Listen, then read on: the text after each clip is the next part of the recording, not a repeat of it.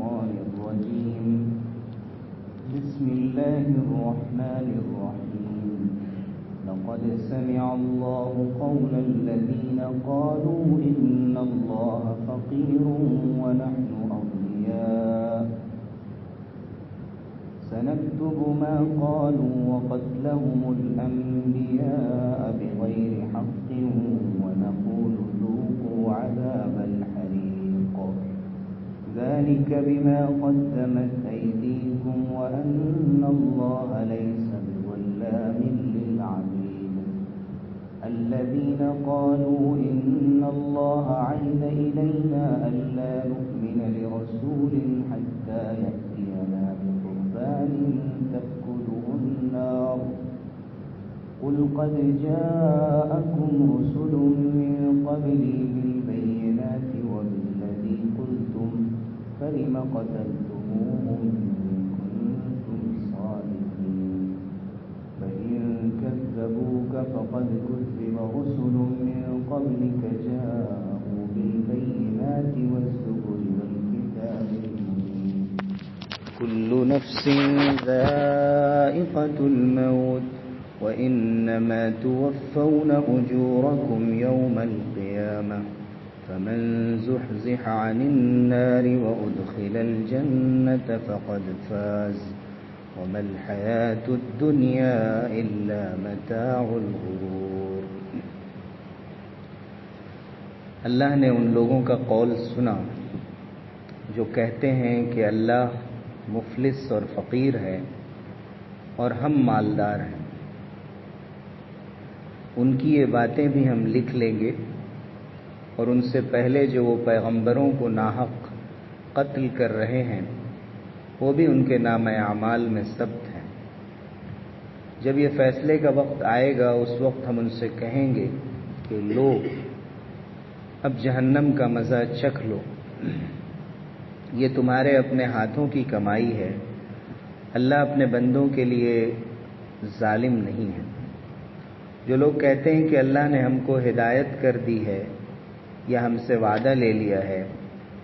کہ ہم کسی کو رسول تسلیم نہ کریں گے جب تک کہ وہ ہمارے سامنے ایسی قربانی نہ کرے جسے غیب سے آ کر آگ کھا لے، ان سے کہو تمہارے پاس مجھ سے پہلے بہت سے رسول آ چکے ہیں جو بہت سی روشن نشانیاں لائے تھے اور وہ نشانی بھی لائے تھے جس کا ذکر تم کرتے ہو، پھر اگر ایمان لانے کے لیے شرط پیش کرنے میں تم سچے ہو تو ان رسولوں کو تم نے کیوں قتل کیا؟ اے نبی، اگر یہ لوگ آپ کو جھٹلاتے ہیں تو بہت سے رسول آپ سے پہلے جھٹلا چکے ہیں، جھٹلائے جا چکے ہیں، جو کھلی کھلی نشانیاں اور صحیفے اور روشنی بخشنے والی کتابیں لائے تھے۔ آخر کار ہر شخص کو مرنا ہے اور تم سب اپنے پورے اجر قیامت کے روز پانے والے ہو۔ کامیاب دراصل وہ ہے جو وہاں جہنم کی آگ سے بچ جائے اور جنت میں داخل کر دیا جائے۔ رہی یہ دنیا تو یہ محض ایک ظاہری فریب کی چیز ہے۔ یہ آیت نمبر 181 سے 185 تک 5 آیتیں پڑھی گئی۔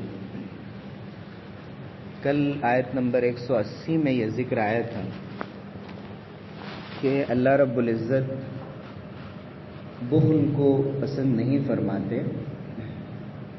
اور بخل کے معنی ہوتے ہیں کہ مال میں جو چیز واجب ہوتی ہے، مثلا زکوٰۃ ہے، تو مال میں زکوٰۃ کی ادائیگی نہ کی جائے تو اس میں یہ وعید سنائی گئی کہ اس مال کو گلے کا طوق بنا دیا جائے گا، جیسے کہ گلے میں سزا کے طور پر کوئی چیز ڈال دی جائے، اس طرح سے طوق ڈال دیا جائے گا۔ حدیث میں حضور اکرم صلی اللہ علیہ وسلم نے فرمایا کہ ایک بہت بڑے سانپ کو لایا جائے گا اور اس کو گلے میں ڈال دیا جائے گا، اور وہ سانپ انسان سے کہے گا انا کنزک انا مالک، کہ میں تمہارا خزانہ ہوں، میں تمہارا مال ہوں۔ بخل کا لفظ اصلاً اسی لیے قرآن مجید میں استعمال ہوا، لیکن پھر اس معنی میں بھی کہہ دیا جاتا ہے کہ جو مالی ذمہ داری نہیں ہے، واجب تو نہیں ہے، ضروری نہیں ہے، اگر خرچ کرتے مزید زکوٰۃ کے علاوہ تو اور بہتر تھا، صدقے کی شکل میں، عطیے کی شکل میں اور دوسری شکلوں میں، ان میں بھی اگر کمی کی جائے تو ان کو بھی بخل کہہ دیا جاتا ہے۔ قرآن مجید میں ایک دوسرا لفظ بخل کے لیے، کنجوسی کے لیے، مال کو بچا کر رکھنے کے لیے ایک استعمال ہوا ہے جس کو شح کے لفظ سے یاد کیا گیا۔ شح کے معنی یہ ہوتے ہیں کہ ایک تو اللہ کے راستے میں خرچ نہ کرنا، اور دوسرے جو اپنے پاس ہے اس کو بڑھانے کی کوشش کرتے رہنا، حرص کرتے رہنا کہ اور بڑھے اور بڑھے۔ تو شح ایک ایسا جامع لفظ قرآن نے استعمال کیا جس کے اندر بخل کے معنی بھی پائے جاتے ہیں اور یہ معنی بھی پائے جاتے ہیں کہ ایک کو دو کرنے کی ہوس ہمیشہ باقی رہے۔ اور سورہ حشر میں فرمایا گیا کہ وَمَن یوق شح نفسہ فَأُولَئِکَ هُمُ الْمُفْلِحُونَ، کہ جس کو اپنے دل کے شح سے بچا لیا گیا، یعنی ان دو کیفیتوں سے کہ وہ خرچ کرنے کے جذبے سے بھی باز نہیں آتے، اور دوسرے یہ کہ وہ حد سے زیادہ حریص نہیں ہے اس بات کے کہ کسی طرح بھی مال کو بڑھایا جائے۔ اگر یہ دو چیزیں انسان کے اندر کم ہو جائیں تو انسان کامیاب ہو جائے۔ جب اللہ تعالیٰ نے مال کا ذکر فرمایا اور اللہ کے راستے میں خرچ کرنے کا ذکر فرمایا، جو بار بار قرآن مجید میں ذکر کیا گیا، اور یہ دراصل ان لوگوں کو فائدہ پہنچانے کے لیے جن کے پاس مال ہے، یعنی اللہ تعالیٰ اپنے خاص عمل میں بندوں تک رزق پہنچانے میں اور ان کے کام آنے میں ان کو شریک کرنا چاہتے ہیں، ان کو کام میں لانا چاہتے ہیں، ان سے کام لینا چاہتے ہیں۔ گویا اللہ نے ایک پائپ لائن بنایا ہوا ہے کہ آپ کی طرف سے ہو کر کسی کے پاس جائے۔ اگر اللہ تعالیٰ چاہے تو راست طور پر ڈائریکٹ بھی کسی کو عطا کر سکتا ہے، اور اسی کو اللہ تعالیٰ نے کئی جگہ پر فرمایا ہے کہ اللہ کو قرض حسن کون دے گا۔ ظاہر ہے کہ اللہ کو قرض کی ضرورت نہیں ہے، لیکن اللہ تعالیٰ اپنے راستے میں خرچ کرنے کو قرض کہہ رہے ہیں، اور قرض ظاہر ہے کہ واپس کیا جاتا ہے۔ ہم کسی کو قرض دیتے ہیں، وہ واپس کرتا ہے۔ ہم کسی پر خرچ کر رہے ہیں تو اللہ تعالیٰ فرما رہے ہیں کہ ہم اس کو واپس کریں، کہیں فرمایا کہ ہم ڈبل کر کے اس کو واپس کریں گے، یا اتنا تو ضرور واپس کیا جائے گا۔ اور اگر آخرت میں واپس ہو تو ظاہر ہے کہ وہاں کی نعمتوں کا یہاں دنیا کی نعمتوں سے کوئی جوڑ نہیں ہے۔ تو اس بات کا مذاق یہودیوں نے اڑاتے ہوئے یہ کہا کہ کیا اللہ تعالیٰ کے پاس دولت نہیں ہے، مال نہیں ہے؟ ان اللہ فقیر، کہ اللہ تعالیٰ فقیر ہو گیا ہے، مفلس ہو گیا ہے، نعوذ باللہ۔ تو اللہ تعالیٰ نے فرمایا کہ اللہ نے سن لیا، یعنی یہ بات جو لوگ اللہ پر ایمان لاتے ہیں، اللہ کو غنی مانتے ہیں، ساری کائنات کا مالک مانتے ہیں، اس لائق نہیں ہے یہ بات کہ اس کا کوئی جواب دیا جائے، اس کی کوئی لاجک نہیں۔ لیکن اللہ تعالیٰ نے صرف یہ فرمایا کہ تم نے جب یہ کہا اور یہودیوں نے جب یہ کہا کہ اللہ مفلس ہے ونحن اغنیاء، اور ہم مالدار ہیں، تبھی تو ہم سے کہہ رہے ہیں کہ اللہ کو قرض دو اور اللہ کے راستے میں خرچ کرو، تو سن لو کہ اللہ نے یہ بات سن لی۔ پہلے تو یہ فرمایا، پھر اللہ نے فرمایا سنکتب ما قالوا، ہم نے سن بھی لی ہے اور جو کچھ انہوں نے کہا ہے وہ ہم نے لکھ بھی لیا۔ پھر مزید فرمایا کہ ہم نے یہ بھی لکھ لیا ہے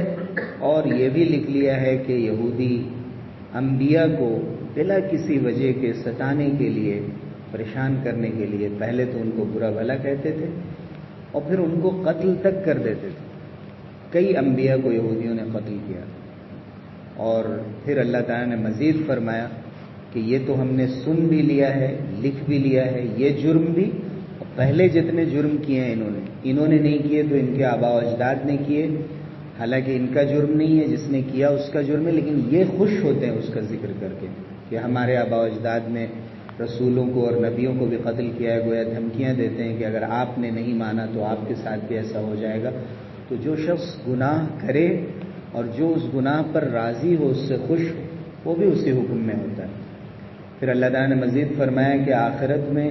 یا یہ تو دنیا کی بات ہے کہ ہم بتا رہے ہیں کہ ہم نے لکھ لیا ہے،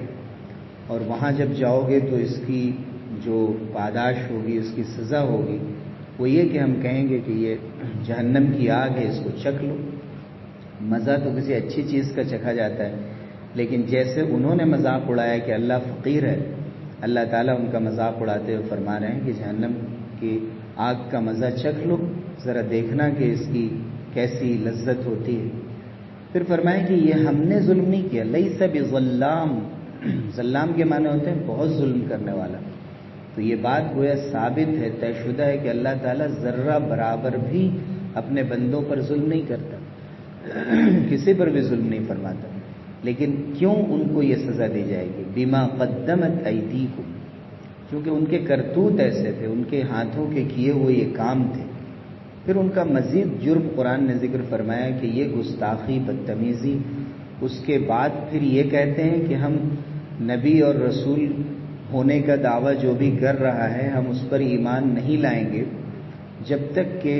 کوئی آگ آسمان سے آ کر کسی قربانی کو یا نظر و نیاز کو کھا کر نہ جائے۔ چونکہ پچھلی قوموں میں اور پچھلی شریعتوں میں کسی قربانی کو قبول ہونے کی علامت یہ تھی کہ اس قربانی کو پہاڑ پر میں کسی میدان میں رکھ دیا جاتا تھا اور آسمان سے ایک آگ آتی تھی اور اس کو اٹھا کر لے جاتی تھی یا جلا دیتی تھی، تو سمجھا جاتا تھا کہ قربانی قبول ہو گئی۔ حضرت آدم کے دونوں بیٹوں میں حابیل اور قابیل میں جو دنیا میں پہلا جھگڑا ہوا تھا اور قابیل نے حابیل کو قتل کر دیا تھا، وہ یہی تھا کہ قابیل کی قربانی کو آگ نے اٹھا لیا تھا اور حابیل کی قربانی کو نہیں اٹھایا تھا، تو حسد وہاں سے شروع ہوا، بھائی سے حسد، اور وہ حسد قتل تک پہنچ گیا تھا۔ تو انہوں نے بھی کہا کہ اللہ نے ہم سے وعدہ لیا ہے، ہم جو آپ کو نہیں مان رہے ہیں رسول، یا کسی کو بھی رسول ہم اس وقت تک نہیں مانتے ہیں جب تک کہ ایسا کوئی معجزہ، کوئی ایسا میریکل ہمارے سامنے ظاہر نہ ہو۔ حضور اکرم صلی اللہ علیہ وسلم سے فرمایا گیا کہ آپ کہہ دیجئے کہ کیا مجھ سے پہلے اور رسول نہیں آئے، اور کیا اس سے پہلے تم نے یہی بات نہیں کہی، اور کیا انہوں نے ایسی نشانیاں نہیں دکھائیں؟ آسمان سے آگ بھی اترتی تھی، وہ پہاڑوں سے بہت سے معجزات نکال کر دکھا دیتے تھے۔ حضرت صالح علیہ السلام نے مثلا اونٹنی نکال کر دکھائی۔ فَلِمَ قَتَلْتُمُوهُمْ إِن كُنتُمْ صَادِقِينَ، اگر آج یہ وعدہ کر رہے ہو کہ یہ کر دیں تو ہم مان لیں گے، تو پھر تم نے ان کو کیوں قتل کیا تھا؟ انہوں نے تو سارے معجزات بھی دکھائے تھے، اس کے باوجود بھی تم نے ان کو قتل کر دیا تھا۔ پھر تسلی دی گئی رسول اللہ صلی اللہ علیہ وسلم کو کہ اگر آج آپ کو یہ جھٹلا رہے ہیں تو اس سے پہلے بہت سے ایسے رسولوں کو جھٹلایا جا چکا ہے اور یہ کہا جا چکا ہے کہ آپ اللہ کے رسول نہیں ہیں، ہم مان کر نہیں دیتے۔ وہ رسول بھی بہت سی کھلی کھلی نشانیاں، معجزے، طرح طرح کے اللہ کی طرف سے بھیجی ہوئی چیزیں ان کو دکھلا چکے تھے، اور چھوٹے چھوٹے صحیفے، یعنی تمام انبیاء کو تو کتابیں نہیں دی گئیں، لیکن چھوٹے چھوٹے صحیفے ان کو دیے گئے جس کو زبور کہا گیا۔ زبور وہ کتاب ہے جو حضرت داؤد علیہ السلام کو دی گئی، لیکن زبور اور زبور کا لفظ قرآن مجید میں چھوٹے چھوٹے ایسے صحیفوں اور کتابوں کے لیے بھی استعمال ہوا ہے جو بہت سے پیغمبروں کو اللہ تعالیٰ نے عطا فرمائی تھی۔ اور کتاب منیر، روشنی بخشنے والی کتابیں بھی لے کر آئے تھے، لیکن اس کے باوجود بھی انہوں نے مان کر نہیں دیا تھا، اور اللہ تعالیٰ چاہتا تو آزما کر دیکھ لیتا، اور رسول اللہ صلی اللہ علیہ وسلم کو بھی بہت سے معجزے دیے گئے اور سب سے بڑا معجزہ قرآن کو بنایا گیا، لیکن اللہ کو یہ معلوم تھا کہ یہ ہٹ دھرم ہے، یہ اللہ سے بحثیں کرنے والے ہیں، اللہ کے رسول سے بحثیں کرنے والے ہیں، یہ مان کر نہیں دیں گے، اسی لیے اللہ تعالیٰ نے اپنے رسول کو رسوا نہیں فرمایا اور غیر ضروری ان کو ایسے معجزات جو پچھلی قوموں کو دیے گئے تھے ان کے مطالبے پر ان کو نہیں دیا،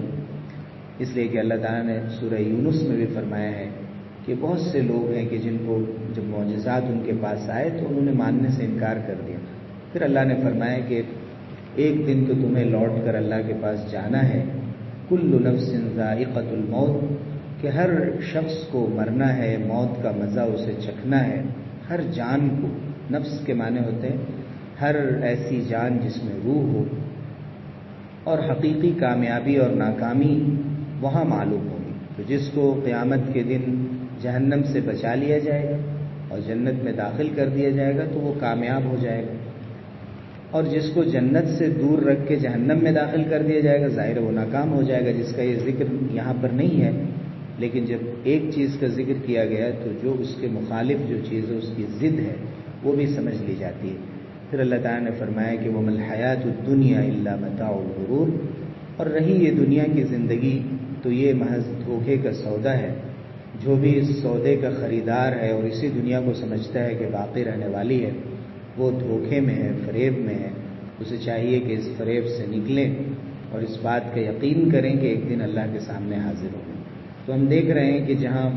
ذکر جہاد کا چل رہا ہو، وہاں بھی بار بار اللہ تعالیٰ یاد دلاتے ہیں کہ ہمارے پاس آنا ہے، ہم سے ملنا ہے، موت ایک دن آنی ہے. اگر شہادت کے ذریعے تم آتے ہو یا فطری موت کے ذریعے آتے ہو. یہاں بھی ایک تذکرہ چل رہا تھا یہودیوں کے اعتراضات کا اور اس کے جواب کا. وہاں بھی اللہ تعالیٰ نے پھر یہ فرمایا کہ میری طرف لوٹ کر آنا ہے اور ہر شخص کو جواب دینا ہے. تو قرآن کا گویا کہ مستقل یہ پیغام ہے کہ بار بار اس بات کو اپنے ذہنوں میں تازہ کرتے رہا جائے کہ یہ دنیا ہمیشہ باقی رہنے والی نہیں ہے. یہاں جو کام ہمیں دیا گیا ہے وہ ہم کرتے رہیں. ایک دن اللہ کے سامنے حاضر ہو کر اس کا جواب دینا ہے، اور اس جواب دینے کے دن کو یاد کر کے اللہ کا خوف دلوں میں پیدا کریں اور اپنے اعمال کو درست کریں اور برے اعمال سے توبہ کریں اور اللہ کی طرف پلٹیں. اللہ تعالی ہم سب کو اجر عظیم سے نوازے، ہمارے حسنات کو قبول فرمائے، سیئات سے درگزر فرمائے. آمین. وآخر دعوانا الحمدللہ رب العالمین.